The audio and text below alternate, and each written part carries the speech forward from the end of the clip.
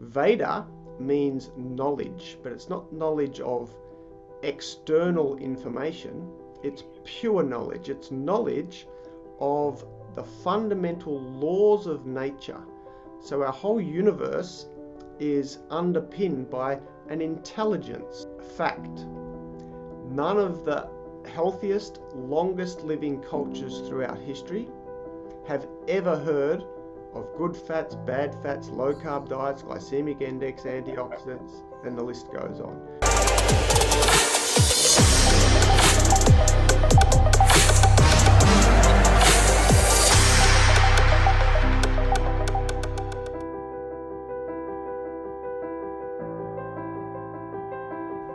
Hello, everyone. Welcome to Finding Equilibrium. How are you today?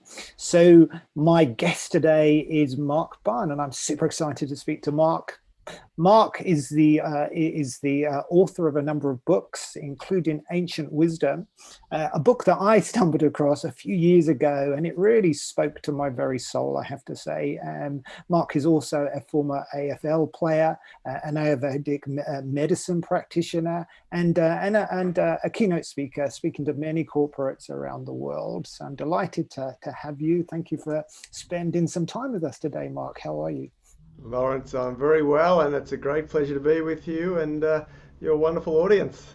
Thank you. So where are you today? I know you've traveled around a little bit. So where are you right now? I'm back at home in Melbourne, actually.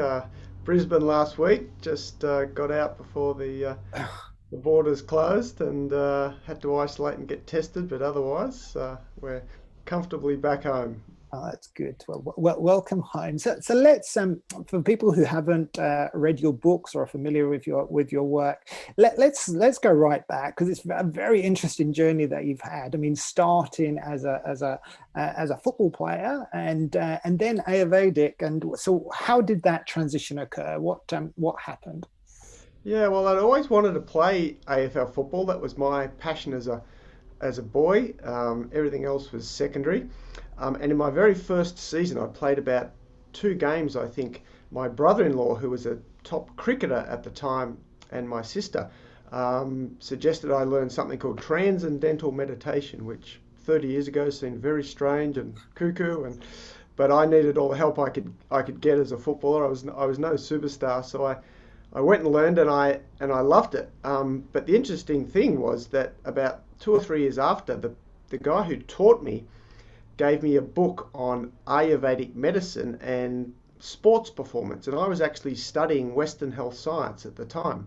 I was doing sort of, human movement and exercise physiology and from the Western perspective. And this book basically was that light bulb moment where this author was talking about the ancient wisdoms of Ayurvedic medicine and, for thousands of years, the way they saw the body and performance and health, and it was just almost the exact opposite of the way we looked at it. And it just made so much sense. You couldn't argue with it. It was just about the fundamental laws of life and laws of nature, and how instead of breaking the body down and, no pain, no gain, which was the Western approach at the time, the idea of exercise, according to Ayurveda, was that it should create bliss and reduce stress, and actually you should get into zone states and flow states, and it should be a vehicle to higher states of consciousness and even spiritual enlightenment and all this. And this was like, I'm a 19-year-old footballer, but it was just, I could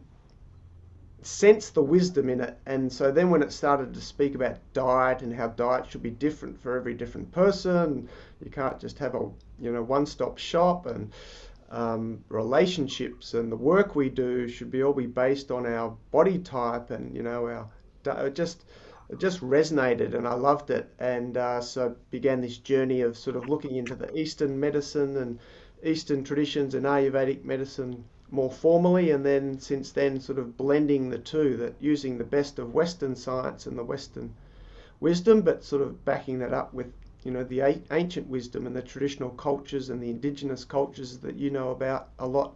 They're time-honored wisdoms that have stood the test of time for thousands of years, and how we can learn from those in our modern age. Wow. So such an interesting journey, and you were so young when you stumbled across. So I guess it was, it's similar to myself, but it's it does make so much sense when you hear these things, and Yeah. then you do think, wow, this is so different. So how did you so you actually studied, so you spent time studying and deepening your knowledge. So where did you go? Did you go to India or did you stay in Australia? What was your path? Yeah, well, I studied Western Health Science in Australia while I was playing football, and luckily I wasn't that good at football, so I retired at about 25 and I actually went to Southeast Asia. I was working Okay. for an aid group over there volunteering, and like many people, I went out to little remote villages where people were so poor and they had almost nothing, but I noticed that they were generally, as communities and individuals, very happy. And that again was a contrast to coming back home, and people have got nice material possessions and nice jobs and cars and houses, and as we know, there's a lot of depression and diabetes and all sorts of things in our Western culture. So that fascinated me. So I was studying over there Ayurvedic medicine with what they call a Vaidya. A Vaidya is an Ayurvedic doctor, and he would go out into the remote villages in Cambodia, and I'd sit on the back of his motorbike and I'd help sort of dispense the herbs, and we'd sit in little huts, out in the middle of nowhere, and I'd sit next to him, and he would actually whisper in my ear what was wrong with the person just as they were walking from the door around the table to sit on the side of the table to get their pulse taken.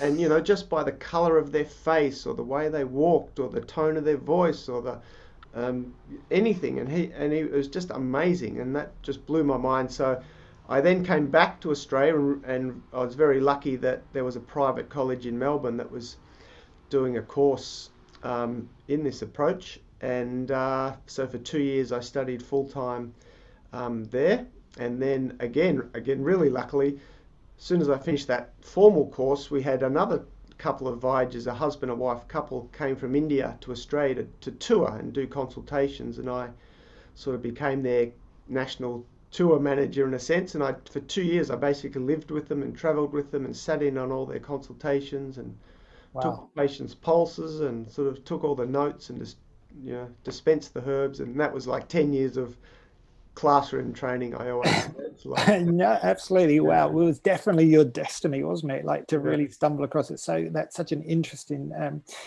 story. So maybe if we move on and start looking at some of the principles within Ayurveda, because I know they make so much sense, as you say. And when I read your book, it's like you can't say everything you've said in the first book is like it just makes so much sense. You can't disagree with any of it, Yeah. as you say. But some of it is such a mindset shift for us in the West, particularly around, let's say, nutrition. The whole principles are here in the West. We're counting calories, we're weighing food, we're eating out of plastic containers. Convenience has become the big goal, if you like, for all of us. I used to work in the food industry. That was always the number one requirement from food. It's like we want convenience. Yeah.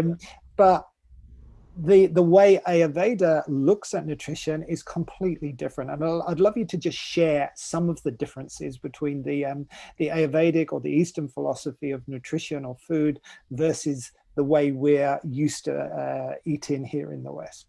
Sure. Yeah, I think the first step always in these conversations is actually just to explain what Ayurveda is, because some people won't have heard of Ayurveda and some people have this very limited understanding of it. And most people that have heard the term think it's some, traditional system of India where they, have herbs and they, maybe take your pulse or they drip oil over your head when you go to an Ayurvedic pulse bar. But really, this is a very superficial understanding of Ayurveda.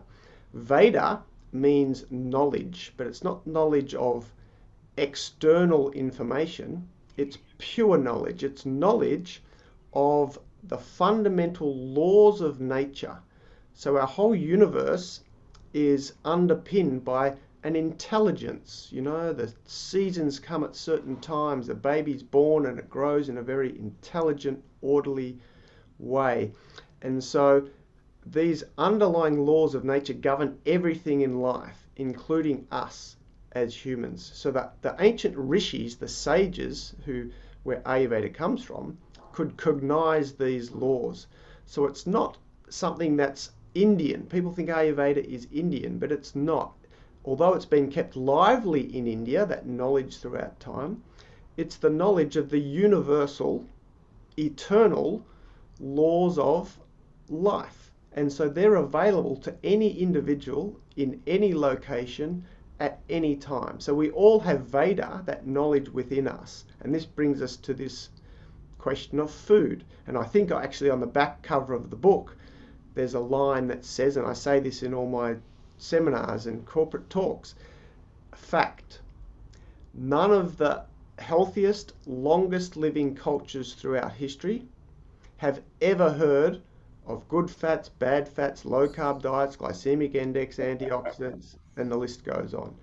And so that's not that this information is not valid or good, it's just we actually don't need to know any of it to live a healthy life. And in fact, often it gets in the way, because food and the Ayurvedic wisdom is that we have an inner intelligence, and that our bodies are literally telling us in every minute, every second, every moment of our lives exactly what foods we need to eat to stay in balance, how much food, how much rest, how much liquids, how much sleep, everything, what relationships are going to make us happy and which ones not so good. And so food is just another example of where we externalize things. You said it with the question, we analyze the calories and the fats, and we get into all this detail about the food, which shuts us off from actually listening to what the body wants. And when we don't have all this external noise, if you like, we just go to a buffet and there's like an infinite range of food, our body will tell us whether it wants some, saltiness of the olives, or it needs some sort of dryness of the biscuit, and so it's getting this balance. And so in the book we also talk about intelligent food, and this is where modern science has been wonderful over the last decade or two, really educating us that what we have considered food in the past, which has been very much processed and manufactured, and is actually not really food. Mother Nature is the master chef. You go out into a forest or a natural park and you see the orange tree, and Mother Nature's recipe is just sun and water, and the orange just zings in your mouth, and you can just feel that intelligence resonating with the cells of your body. You go and have a Twinkie or a bag of potato chips, which I'm not against, in moderation, and so it's this intelligence. One has to be fresh, and the other aspect of Ayurveda that's really different in terms of food is body type. That each individual has a certain constitution. Some people are more, we could say, earthy, others are more a fiery constitution, others we say more space and air. I'm not going to go into the details and the Ayurvedic terminology, but therefore the foods we eat need to change according to our individual needs. Someone who's spacey and airy by nature, that's their constitution, needs more grounding, heavier. So oil, salt in the food is actually balancing for them. They need it. To have a common Western diet where they cut out all salt and sugar and fat and oil is disastrous for them. I can guarantee them they'll have migraines, they'll have insomnia, they'll get dry, rashy skin. Those that have a hot constitution, we call it a pitta constitution, need to have more cooling foods. So green leafies, coconut products, things that take the heat out of the body. And the last little point before I come back to you is that related to that constitution is that we also have seasonal routines. Although Western science, is very much, it's like a one-stop shop. You've got to eat this, and this is true at all times. But we have a seasonal routine in Ayurveda. It's called Ritucharya.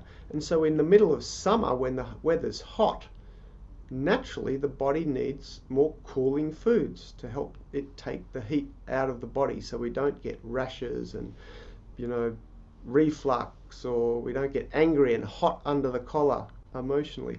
In the middle of winter, when the weather's cold, we obviously need more warming foods and sort of grounding foods. And so spring, we have spring cleaning foods. And so these are the sort of little subtleties of food and nutrition that Ayurveda brings to the table. It's so interesting, like hearing you speak, because it's very much around that personalized nutrition. Like within modern science, personalized Yeah, nutrition is this big thing, and yeah, I guess sometimes modern science seems to like almost claim ownership of discovering that we are all different and we all require different diets or different ways of living. Whereas Ayurveda, of course, has been doing this and known this for like thousands of years. It's funny. It's like modern yeah, science is always lagging behind and then is proving what has already been known, but we've lost that knowledge and we've moved away. And it makes so yeah, much sense. So somebody who wants to really understand themselves, because I think that's really at the heart of it. If you know who you are or you know what body type you have, then you can create a personalized approach to living that will help you keep in balance. And the benefits of balance are you feel good and you're well, as opposed to having the issues that you have. And I guess in the West, it's very much this kind of one size fits all, really, in the yeah, sense, and you see that with some of these faddish diets, let's say, but those, like if I understand you correctly, something like a low carb diet may be ideal for some people, but not good for others. So you need to understand yourself, and how can you do that? Like how can you understand your body type? What tools are around to help you do that? yeah. Well, there's always two levels with Ayurveda. We touched on it earlier that in Ayurveda there's this saying called self-referral wisdom. And so at any point that we get confused, even if with Ayurvedic knowledge, and that's possible, we go within. And so even without understanding what in Ayurveda we call the doshas are these governing principles of intelligence. So you and I and everyone listening is a balance of three fundamental principles. We call them in Ayurveda Vata, Pitta, Kapha. More common language would be, the airy type, the fiery type, and the earthy type. We have all three, but the predominance is different. Some are more earthy, slower metabolism, put on weight easily, but they're slow to get going, but once they get going, they've got a great memory and they've got a good endurance. The fiery types are often the very business types, they get things done, they're competitive, highly motivated, the salespeople, the athletes. And then the airy types are more your creative types, they just, the Steve Jobs type people, just really quick-minded. And so we're a balance of all three. And so we know that intuitively. If we have no external knowledge, no books, they don't hear me speaking, we know whether we're a bit more airy and light and creative, or a bit more, or heat's a problem, we're a bit fiery, or we're earthy. So there's that inner wisdom that we always start with. And then, my website's one example, just, markbunn.com.au/doshas, DOSHAS, introduces this whole concept of the body types. I also have a podcast, Ancient Wisdom for Modern Health. I think about the fourth episode, right back at the beginning, we went through like a 2-hour podcast all about how to know your body type, what to do with different body types, how to stay in balance. But there's many other websites out there and great practitioners and Ayurvedic doctors that have really good knowledge on doshas. So it'd be just finding your dosha, or how to balance my Ayurvedic body type, is the main thing people would search for. So, but I'm all into keep it simple. There's an old saying: when we're hungry, eat. When you're tired, sleep. When you're thirsty, drink. And really, and I know that we laugh at this, but in many ways, this is the truth. This is what indigenous cultures, this is what traditional cultures, without any of our modern science and our surgeon generals and our people coming out with these latest blogs and ebooks, and they just, it's innate. When you're tired, you rest. When you're hungry, you eat. If people just ate when they were hungry rather than because of looking at the clock or because they're emotionally stressed, or I think 70 to 80% of our chronic Western illnesses would vanish overnight. I agree. I agree. I think there's two other things I'd love to pick up on. One is around, because you've spoken about the natural cycles and the natural rhythms, if you like. And of course, in the West, we don't necessarily align with the natural cycles. In fact, we work against. We stay up all night. Literally, and some of those things which will clearly push us out of balance.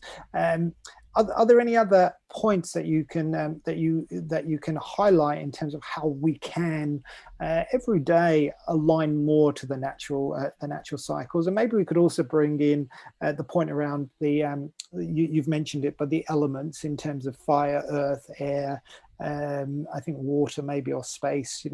Just around how that knowledge, because that again is quite different to the way we're taught here in the West. We're not necessarily taught to look at things in that way. But in this conversation, you've mentioned it a few times around being more earthy, or using fire to drive forward, or to embrace air to help us with creative energy. These are things that we're all trying to do every single day to to find equilibrium and to do our best work. So I'd love you to talk more about those natural cycles and the elements, if you can.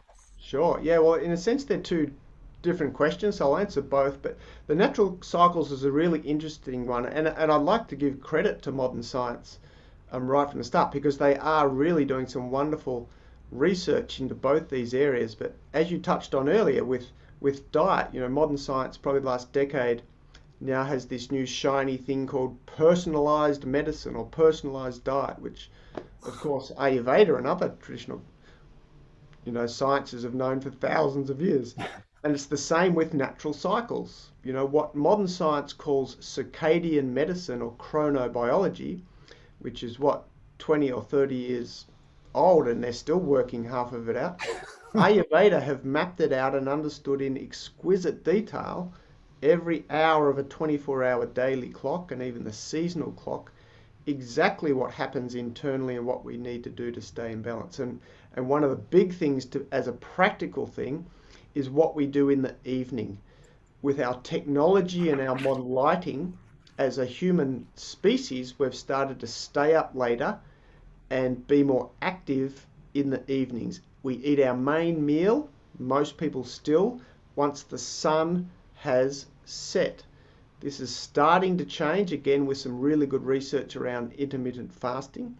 But for thousands of years, the Ayurvedic wisdom has been, once the sun goes down, which is that element of fire and heat, the internal sun, what Ayurvedic medicine calls our Agni, the digestive fire that cooks our food, is also winding down. It's wanting to go to sleep, because the purpose of sleep is to get rid of all the impurities and the stress, and to revitalize the kidneys and repair the tissues and all that sort of procedure. So this one change I see, whether it's in a seminar with a corporate group or a school group or in one-on-one consultations, this one change is probably the biggest change in a lifestyle sense to people's energy levels, the quality of their sleep, weight loss, their skin complexion. And that is just lightening up the evening meal.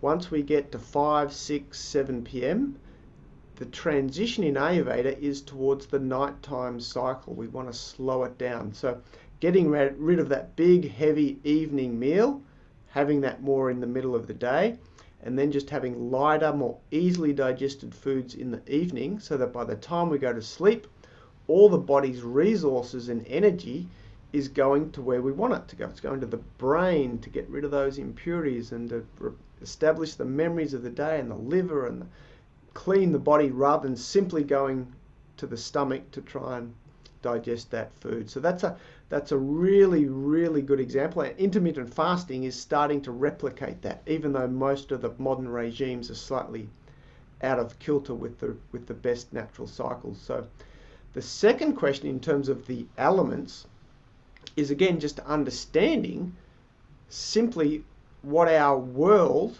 and our inner world, which is our body, is made of. And according to Ayurveda, and it's very similar with Chinese medicine and Tibetan medicine and most of the Eastern sciences, is 5 elements: space, air, fire, water, and earth. Our whole universe is composed of those five. The mountains are more earthy, the oceans are the water element, the sun represents the fire element, the air we breathe, and everything's contained in space. And so our bodies also contain these five, but in different proportions. So our interaction with nature, and again, modern medicine, the last decade, connection to nature, what we call earthing, which is basically getting outside, taking our shoes and socks off, connecting the soles of our feet to the earth, literally allows negative ions to come into the body, douse the inflammatory fires that line our tissues, and it actually makes us mentally and emotionally more grounded, more settled. I've had clients and people come up to me in seminars say, yeah, funny, I used to have a little baby that would always cry and we could never settle it, and mum and dad would pass it back, and then I realized that she'd settle down when I would walk outside and I was just standing on the grass nursing her. And so traditionally they would get little kids that were misbehaving and they'd dig a hole in the ground, they call it an earthing pit, and they'd actually put the children in the pit. They would not put the soil back on top, I have to explain this, but the natural vibrational energy, that earthing energy, that grounding energy of Mother Earth actually would settle them and ground them. And so if we are the opposite, if we're already too sort of earthy, we're a bit stagnant in our life, there's inertia, we're putting on weight, we call this a kapha imbalance in Ayurveda. We want to bring some of the other elements into our life, maybe the fire element, so we have more stimulating fiery foods, chilies, peppers, more red and orange foods that actually stimulate our digestive fire, to get that, remove that sluggishness. We maybe bring some more space and air into our life, more movement, more sort of deep breathing to clear the lungs, get out in the fresh air, and these help offset that earthiness. So this is the way we can use the different elements to either calm ourselves down, more earthy activities, so if we're at the end of a busy working day and the people that are in corporate world, been on the computer all day and it's been a really busy and the mind's fried, and we get home, we don't go and do a really high energy cycling spin class at the gym and take really spicy food. We maybe have a really calming yoga class, or we meditate more, or we just rest and we have more sort of grounding earthing foods, and that's just some examples. We could obviously go into a lot more, but that's so interesting and so useful. Two last questions. Herbs, because I know within Ayurveda and Western medicine, herbs have a big role to play. And I'd love your view at a time when I guess there's a confusion between, can we get all of our nutrients from the food we eat, or do we need supplements to take? Ayurveda herbs are starting. I know, is it like ashwagandha? I know there's a lot of clinical trials that have shown that to have very positive benefits, and a lot of times people will rush out and buy these herbs and start taking these herbs. But what's your view on taking herbs, spices, supplements, for an individual who's listening to this, as to whether they because I think there is a lot of confusion and people often just take it because it feels it feels like everyone's taking it, so it can't do any harm. But I'd love your perspective on herbs. Yeah, it's a minefield of a topic. So try and answer it briefly. There's a number of aspects, but the first one that comes to mind for me is digestion. We talk a lot about diet, both Western and even what we know about Eastern traditions, which is what food is medicine. We hear we are what we eat, but the real missing factor in much of this from an Ayurvedic perspective is actually digestion. So in Ayurveda it says you can actually eat unwholesome food, the foods that actually is not the best food you could possibly eat. But if your digestion is strong, the Agni is strong, and the channels, what they call the schrotas of the body. The body's composed of these little tiny schrotas, these channels and big schrotas, that allows the nutrition to get to the cells and the waste to be eliminated. If the channels are clear and the digestion's strong, then even if you eat less than pure food, not quite wholesome, the body will take what's good for it and it will get rid of what it doesn't need. So it can actually turn that unwholesome food into a certain amount of nectar for the body. But if your digestion is weak or it's not working at all, you can eat the best food in the world, the best herbs, the ashwagandha, the turmerics, the perfect 100% plant-based diet, whatever the latest fad is. But if your digestion is not working, that food will be poison to your body, because the body needs to transform, it needs to cook. Whatever we eat, whatever we put into our mouth, it has to transform that before it can be useful to the cells of the body. And so this is what the answer to your question is really a different answer, but it's improve digestion first. It's like the engine of a car. You can put the best fuel into your racing car, but if something's wrong with the engine, it doesn't matter what fuel you put into it. You've got to fix the engine. So the herbs are really secondary. And this is what I learnt from a great doctor. His name is Dr. Raju, and he's very famous in India. Whenever I go to India, I try and spend as much time with him as possible. But he taught a lesson into our class, or the teacher gave us some tips from him in when we were studying Ayurveda. And it was these 8 points of Ayurveda, particularly when you see an individual client. And herbs was the last on the list. Interesting. Was at the bottom of the list. The rest of it was about uplifting the spirit of the patient or the client, to make them feel good, because that's the main medicine. That's what heals the body, is hope and faith and positivity. And shift their attention away from the illness to something else. And so all these things were far higher and more important than the herbs, which is not to discount herbs. Ashwagandha is a fabulous herb.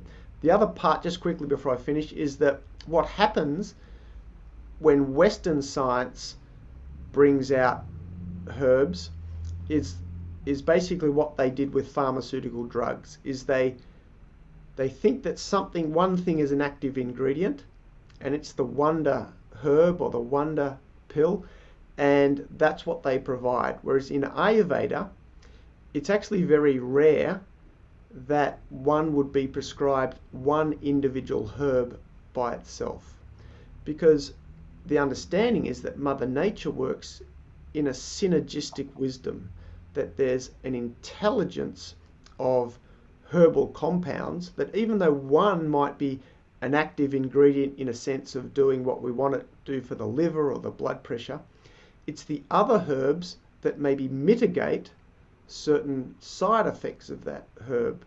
And so often, or most commonly, they're given as compounds, not these isolated individual herbs. And that's where people can often run into problems, particularly with things like turmeric.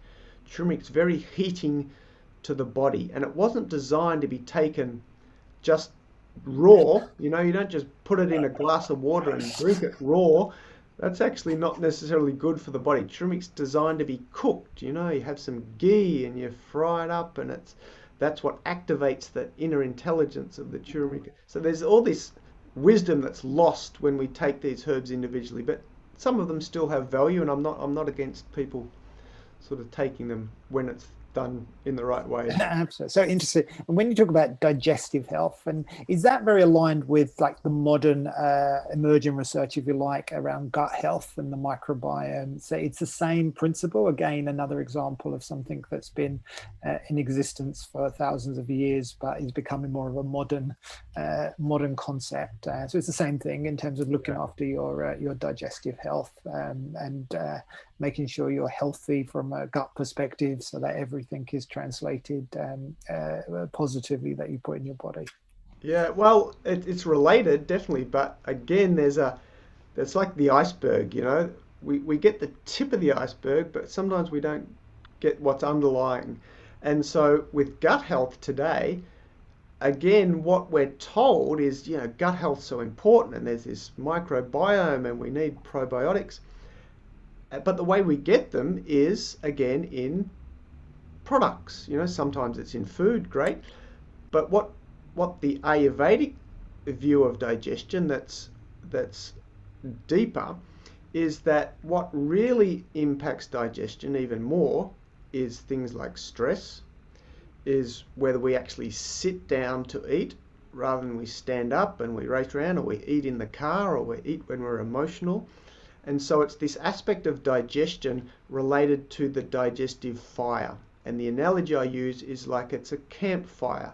When you go camping and you want a strong, healthy campfire, to begin with, you put little kindling on it, little twigs and little sticks. Because if you put a big, heavy log on a fire that's not strong, you actually put the fire out. So this is where we get into things like our Western practices of just eating certain amounts of food because we think they're healthy for us, and not eating when we're actually hungry or we have an appetite. Our Western practice of drinking chilled or ice cold drinks.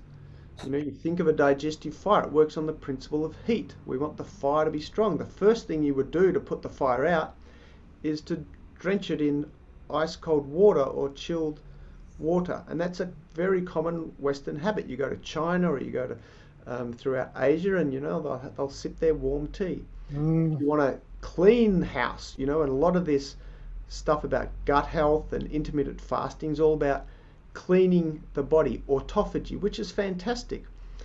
But if you have a big dinner party Saturday night, all your friends around, you eat and you drink, you go to bed late and it's too late to wash the dishes, you say, darling, let's do them in the morning. You get up in the morning and the food is stuck to the side of the plate, yeah? You don't wash your dishes in cold water. You wash them in warm or hot water with some detergent. And so similar principle with the body. When we don't digest food properly because of this, eating too much that we can't digest, or cold water that we douse the fire, then we create, in Ayurvedic terms, something called ama. Ama is improperly or incompletely digested food that the body doesn't recognize as a waste product anymore, so it doesn't eliminate it. So it just gets stored in the body and it sticks to the channels of the body. And so we want to get rid of that. And so just sipping warm or at least room temperature water during the day, again, can have massive improvements, one on digestion long term, but just general health. We just detox naturally, which is how the body's designed to do it. And so, yeah, it's that deeper wisdom, just that, sitting down to eating in a slow, settled manner with our attention on the food, rather than while we're watching the TV or catching the latest podcast or walking along. Yeah. So what we know about gut flora and microbiome, fantastic, absolutely wonderful what modern science is bringing out. But we can also still marry it with these more timeless traditional principles of just good digestion in terms of, how that food gets transformed into what we want. Amazing. Thank you so much. I could ask you many, many more questions, but I'm very conscious of time, and I only got through some of my questions. But I think, where do people go from here? Because effectively, what you describe makes so much common sense. I mean, it really does. And when you compare it to the way many of us live our lives, using microwaves, not working, not operating with the natural cycle, all the things that we've talked about, there's a lot of improvement or upgrading that can be done. So I would recommend everyone reads your book, I have to say, because it is such a handy and very practical reference. You include everything there. And I think by reading that, as you read it, you can compare how you're currently practicing, and you can start to change things, because it's very hard, as you described when you were 19 and you came across this information. It's unsettling, because you realize that, oh wow, like everything I've been doing, like even the meal, because we're very used to having dinner in the evening here, which again goes against the natural side, but we've got used to that. And then just changing that, drinking warm drinks instead of cold drinks, there's a lot of change that is required, and just gradually upgrading. Where would you say, what would be the first thing to actually do? Would it be the sleep, for example, to get into that habit? What would, if someone's listening to this and is far out of balance, let's say, and far away from the natural cycles. So there's a lot of opportunity for improvement, which is good. And Yeah. what is the starting point for that person, apart from reading and digesting your book? Yeah, well, there's two that come to mind. One is sort of like a fundamental principle when you were talking then about, how many of these things that sort of resonate and that we probably can change in our lives. And sometimes when people hear that, they actually feel overwhelmed. Oh, there's so much, my diet's not as good, or my exercise, and this actually almost creates stress within us. So I'd just touch on the first point is, and this is the deep wisdom of Ayurveda, is that bliss or happiness is the greatest medicine. So when we start with this mindset that it should be easy and comfortable. That stress really is what we're trying to avoid. And so being happy is actually better than being healthy. So I need to explain that. And the first chapter of the book, without trying to promote the book, is you know, nourish the mind before you nourish the body. It's this idea of, and we all know people that sort of seem to do everything right. They go to bed early and they're always exercising. They seem to have this perfect diet and they're sort of like this austere, but they're not happy. And then there's other people that seem to, they party all the time and they're always socializing and they maybe drink a bit too much and their diet's not perfect, but they're just, and that's health in many ways. And so happy, don't miss being happy and being social, and that's more important than having this perfect Ayurvedic routine or perfect amount of sleep. So that's where I'd start. Mm. And then the second one would be the evening cycle. There's a classic, and I know, Lawrence, you do a lot in the corporate world and with business people, and there's this massive thing around at the moment about the morning routine. As business people or productive individuals, we need to have a good morning routine because that sets up our entire day. I agree entirely. But what I'd get people to start with is the evening routine. Mm. As my friend and colleague Helen Toomey, who's Australian but she lives in America now, we speak on Ayurveda all around the world, and she says the day starts the night before. I love that. Yeah. The day starts the night before. So a lot of people have problem with establishing a good morning routine for themselves because they're not in sync with the natural cycles at night. So they wake up, they're already heavy, they need caffeine to get going, they're an hour behind because they've slept in. So this idea of just lightening up the evening meal, it's an absolute game changer. So just instead of the meat and potatoes or the chicken parmesan or the heavy pasta at night, trying to have it a little bit earlier. So if it's 8 o'clock, try and come back to 7 or even 6 p.m. and just have more maybe stir fries or soups in winter, less meat, have your meat at lunchtime if you're a meat eater, just so you just feel like you've digested dinner. And then I know it's Dr. Scrooge sort of stuff, but just trying to bring that sleep cycle a little bit earlier. If people are going to bed at 11 or 12 p.m., they're actually missing half of what in Ayurveda is called the nighttime rejuvenation cycle. So the understanding is the body goes through 6 4-hour cycles every day, according to these doshas we touched on at the beginning: Vata, Pitta, Kapha, airy, fiery, earthy. And so from 10 p.m. till 2 a.m., it's known as a Pitta cycle, this fiery principle. And the Pitta, or the fire, between 10 p.m. and 2 a.m. is not designed to digest food, which many people eat late at night or they have the midnight munchies. It's designed to digest the byproducts of the food we've eaten during the day, the armor, get rid of the impurities so we clean slate for the next day. And so getting to bed sort of closer towards the 10 p.m. than the 12 p.m. makes a massive difference. Because again, in Ayurveda, it's not how much sleep we get, which is a very Western science thing, you've got to get 7 or 8 or 9. It's when we get it, principally. Are we riding the wave? We can actually sleep less. We can get less sleep by getting to bed earlier in the natural cycle. So again, I know it's tough. We love, we watch movies. I don't go to bed at 10 o'clock every night. Um, but just, a few times a week, if someone's starting, maybe even just once a week, it's a really good early to bed night with a light dinner, and they will feel the difference the next day. And that'll be enough motivation to maybe implement it a few more times as they go. Definitely, I love that. So on that note, the day starts the night before. I love that. That's wonderful. Mark, thank you for spending time with us, and I'd love to acknowledge you for like all the work you've done, for writing the books, for inspiring many people, including myself, and for championing this philosophy, which is so natural. And I believe the closer we come to that natural rhythm, then the more in equilibrium will be. So thank you, Mark. Where can people find out more about the work that you do? Thank you, Lawrence. They can go to my website, which is Mark Bunn, BUNN.com.au.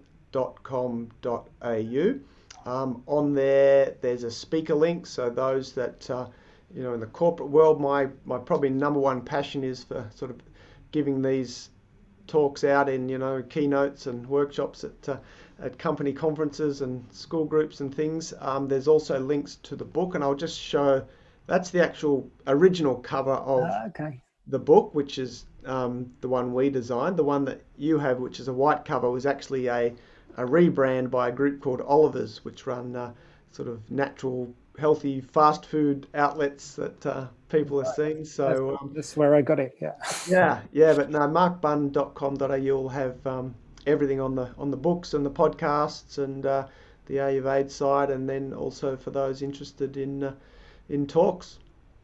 Amazing. Thank you, Mark. Enjoy the rest of your day, and thank you, everyone. Thank you for listening. Thanks, Lawrence. Thanks, everyone.